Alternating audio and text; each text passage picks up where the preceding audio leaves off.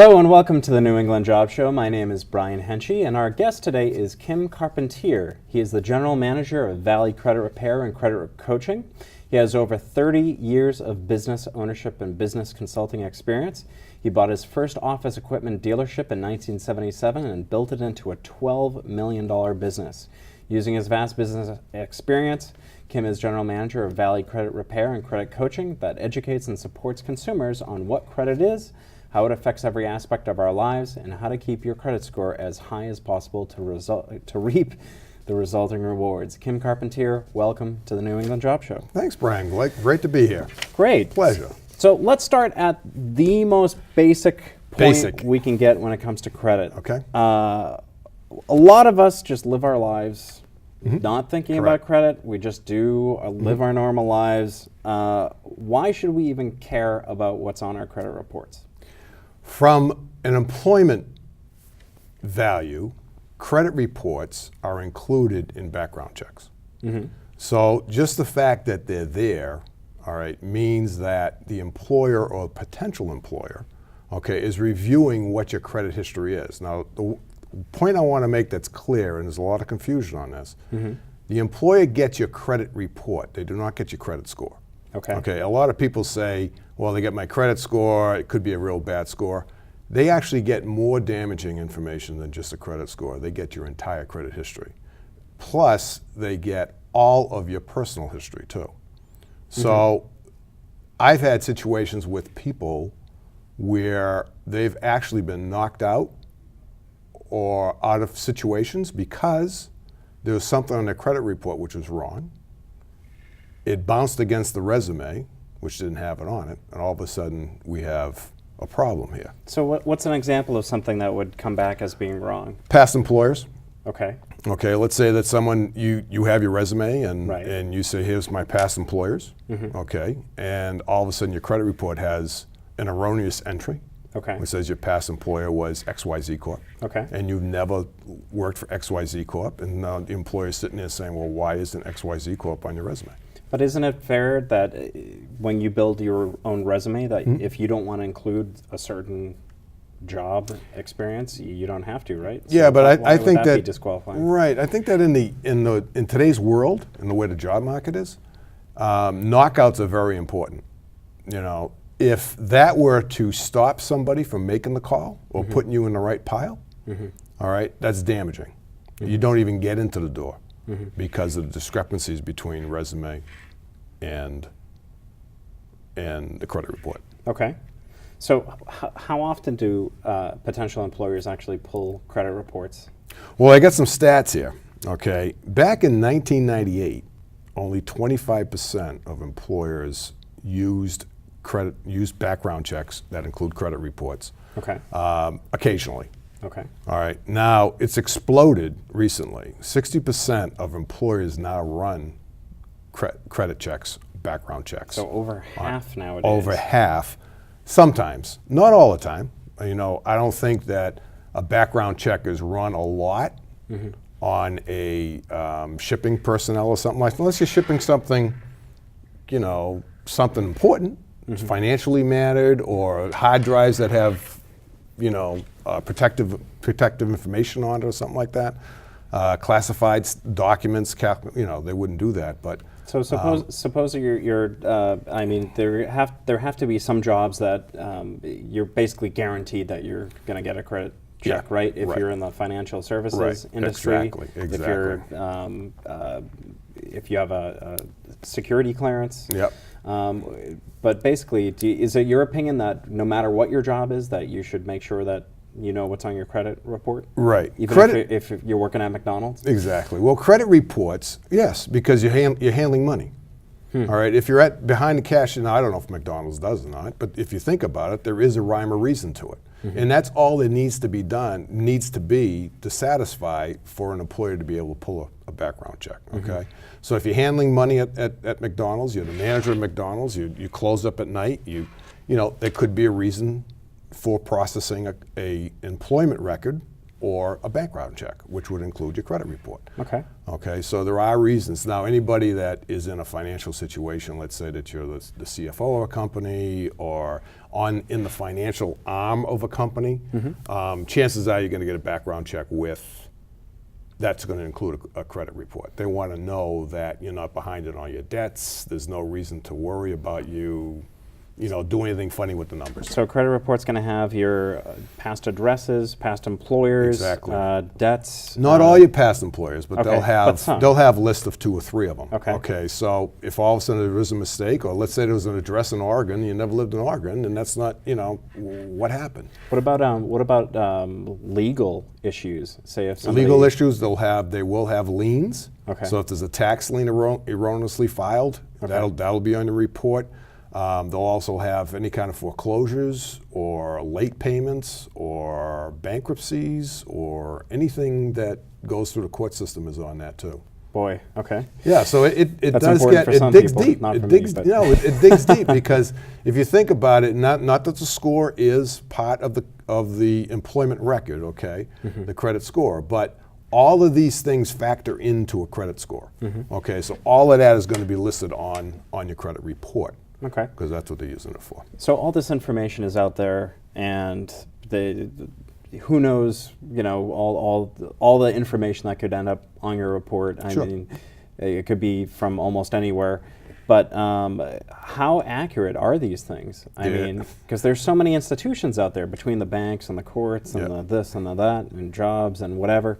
Are credit reports actually accurate? Well, hopefully, all right, the little number I'm going to give you right now, okay, is going to force everybody who's listening to this to run and get a credit report and check it out, because 85% of all credit reports have mistakes on them.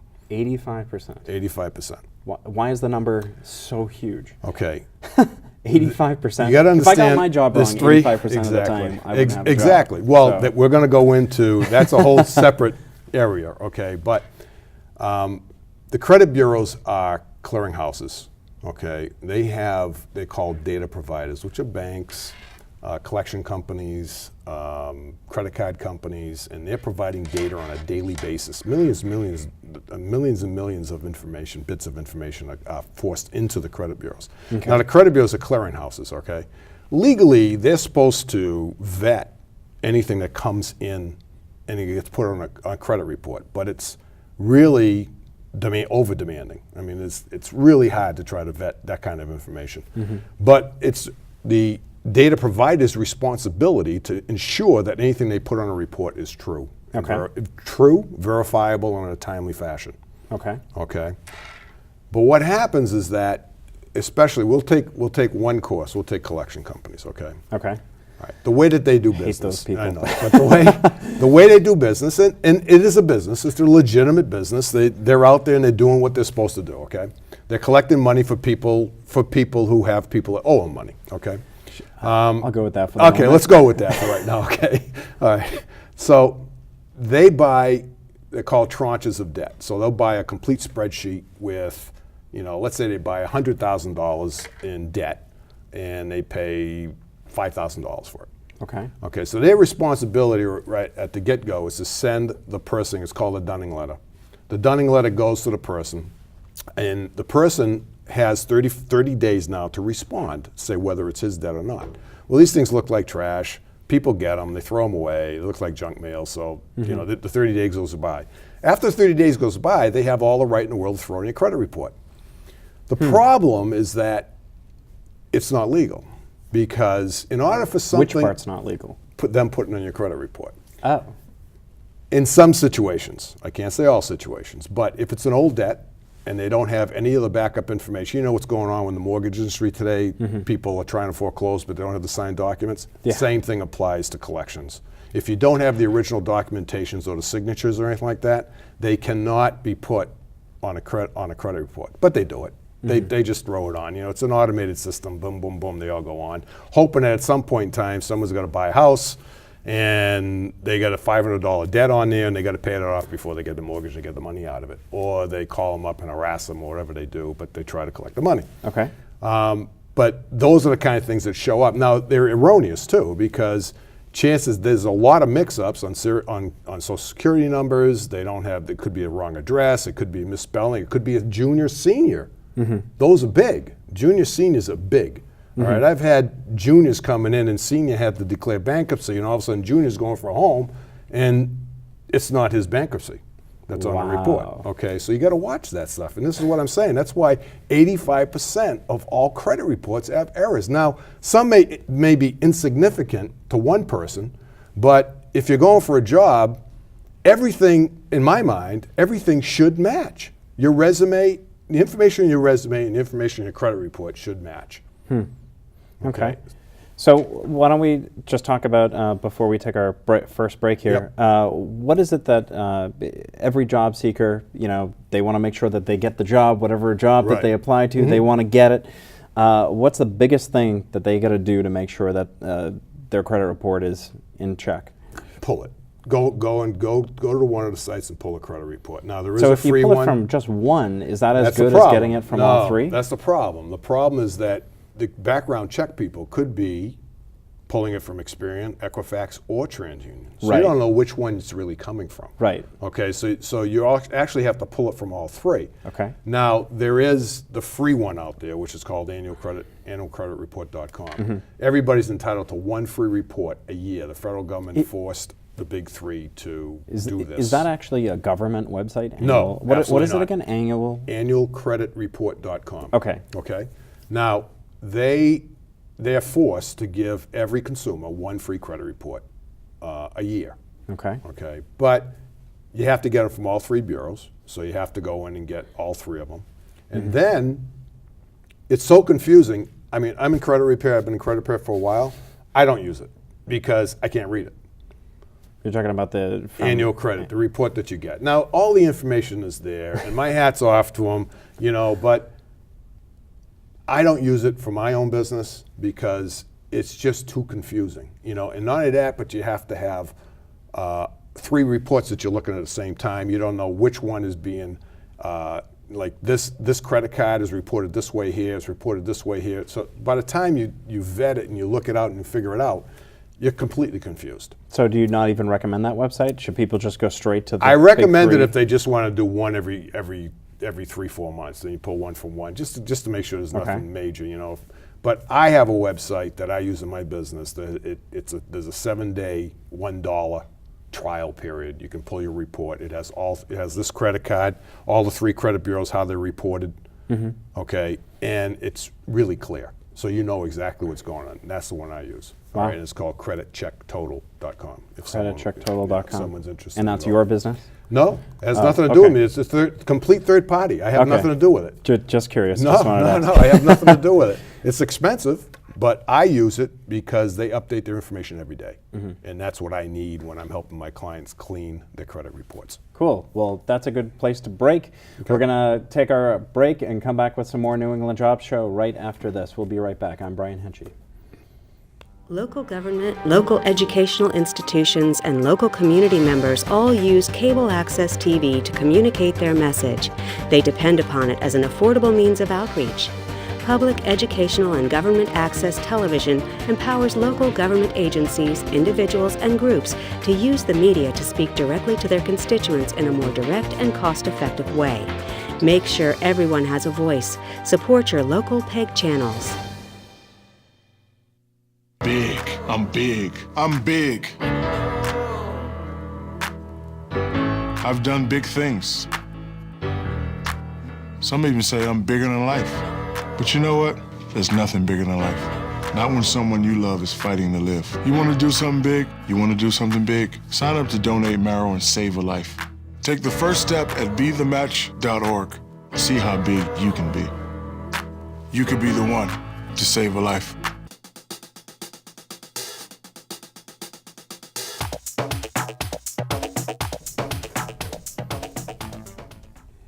Hello and welcome back to the New England Job Show. My name is Brian Henchy. Our guest today is Kim Carpentier. He's the general manager of Valley Credit Repair and Credit Coaching. He has over 30 years of business ownership and business consulting experience. He bought his first office equipment dealership in 1977 and built it into a $12 million business. Wow. Using his vast business experience, Kim is general manager of Valley Credit Repair and Credit Coaching that educates and supports consumers on what credit is, how it affects every aspect of our lives, and how to keep your credit score as high as possible to reap the resulting rewards. Kim Carpentier, welcome again to the New England Job Show. Here we are. All right, so segment 2. We were just talking about repairing your credit report, who to deal with, the 3 different companies. You mentioned a website that people should go to. CreditCheckTotal.com. CreditCheckTotal.com. Now, they'll give them a 7-day trial for $1, then they'd have to call up and cancel it if they didn't want to keep it. Okay. And it's $30 a month after that. Okay. So, wow, that's kind of steep. It's $30 a expensive, month. but Wow. it's accurate. Okay. And that's why I use it.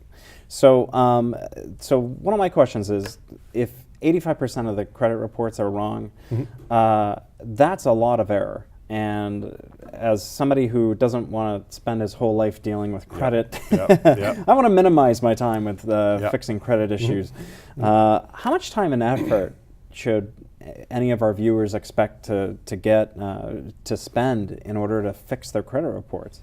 How much time and effort? It takes very little time to get a credit report. Oh, Okay, it takes you online. You can do it in But to 10 fix minutes. it. 10 minutes. Now to fix it, okay, in my business, it is illegal for me to promise any results. Okay. All right. Now it's ongoing. My repair business is an ongoing business. Okay. For a consumer to do it, number one, it's very, very frustrating because the credit bureaus have it down to a science. In other words, it's all automated.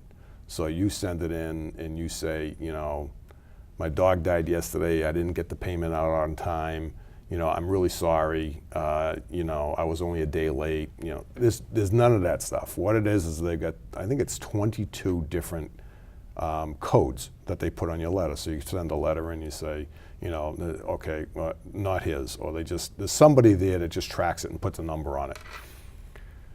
They send it to the data provider.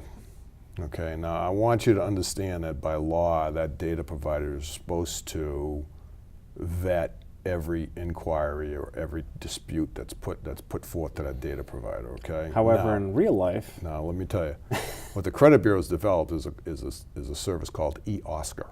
okay. Okay, now this is pulling back the kimono, if I can say it on TV. But all right, Don't worry, we're barely on. So when they send it to the data provider, being it a bank or whatever, okay, they list everybody that's got the disputes against them. Now what they did is on the bottom of the page, they got a little button that they push and it says verify all. Okay.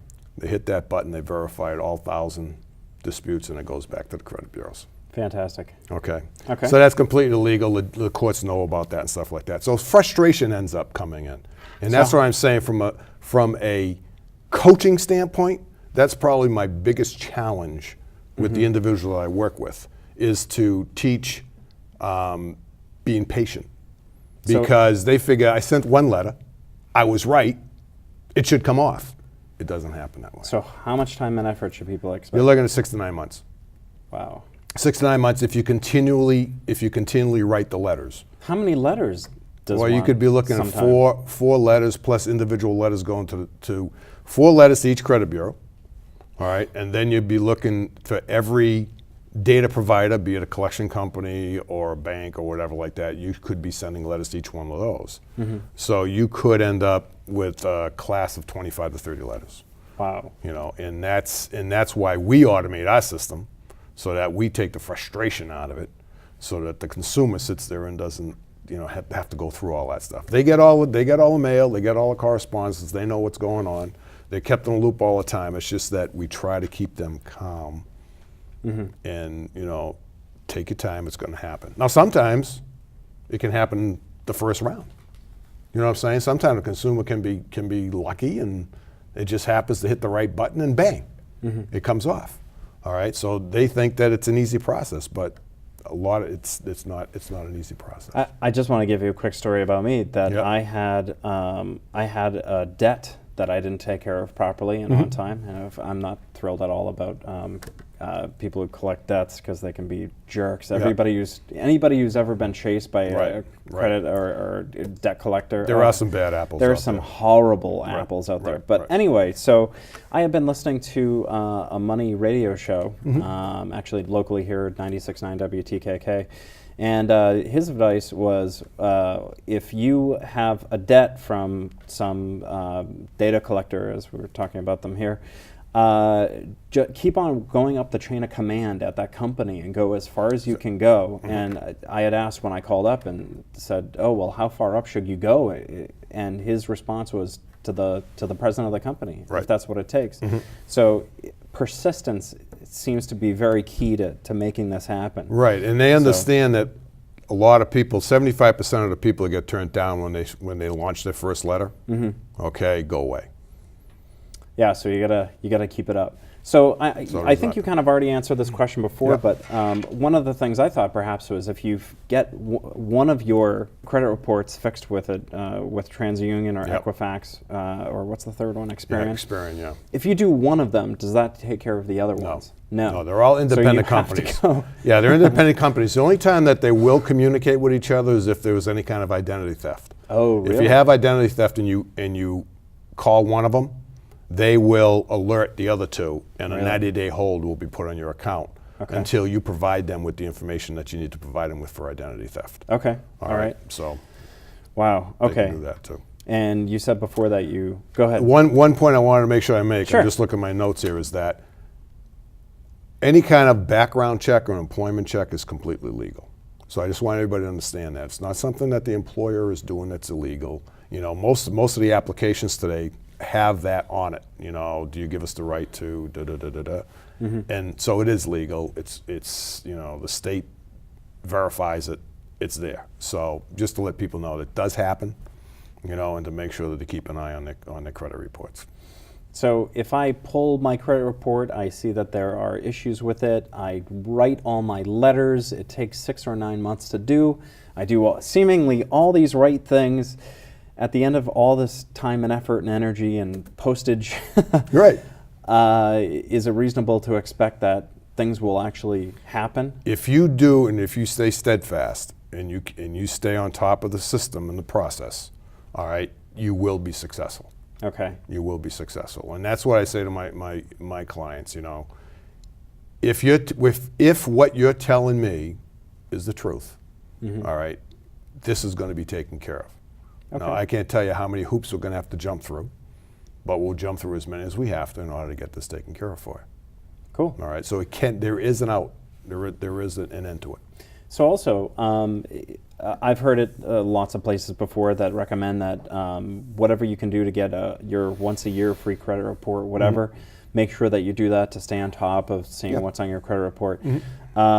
When you yourself go to pull a credit report, I know when you go to take out a loan, if you Right. get denied, that knocks down your credit score. Yep. If you yourself go to pull a credit report or try to get your credit score, does that hurt your credit score by No. checking it out? Or does it even show up on It your doesn't credit even show report up. that you- Any kind of consumer pull does not show up. And the other Okay. thing I want to highlight too is that people sometimes pull reports and they want to get their score. Okay. The scores that you get from the credit bureaus are not FICO scores. FICO is what all the lenders use. Is that All right? FICO? or- FICO, yeah. Okay. Okay. Though that's the system or the process that's used by the banks and loan companies. Okay. The credit bureaus and FICO are having a fight, so the credit bureaus develop their own scoring mechanisms. So sometimes people will call and say, "Well, I got a 780." Well, FICO is based off of an 850 top score. Okay. And some of the credit bureau scores are based off of a 1,000 top score. So there's a lot of confusion going on in that. That's why if anybody needs a FICO score, you do have to pay for that. Okay. Okay, and that's just at myfico.com. But Okay. so watch out when they pull a credit report. If they do look at their scores, all right, they may not be very close to what reality is. Okay. Okay, so I just want to make sure I throw that caveat out. Okay. And another question is, you've been in this business for how long now? 2 years. 2 years. Okay.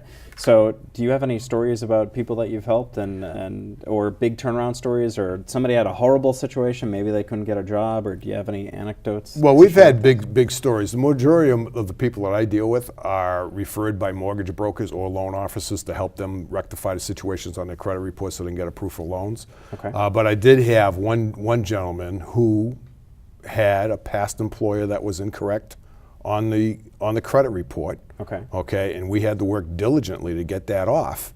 I mean, it took us 4 months to get that off his report.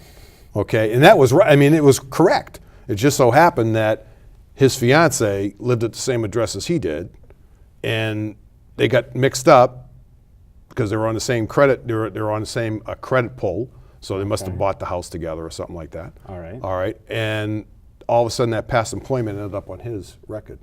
And it was a competitor to where he wanted to apply. So, you know, what are you going to do? You know what I'm saying? You got to watch that stuff.